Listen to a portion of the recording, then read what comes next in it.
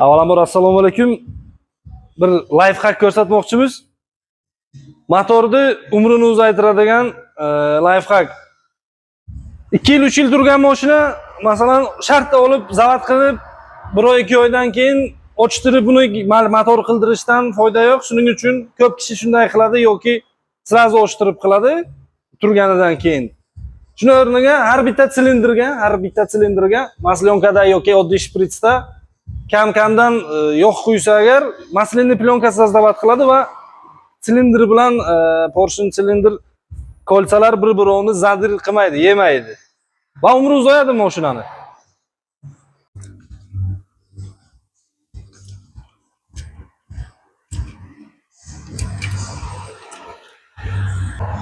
Zada mashina 2 yil turgan va bundan oldin yog' yemagan, shuning uchun shu ishni qilyapmiz. Agar yog' yeyotgan bo'lsa, bundan oldin sirazu kalsavat qilsalaringiz bo'ladi. Ili motorni ochtirsalaringiz bo'ladi.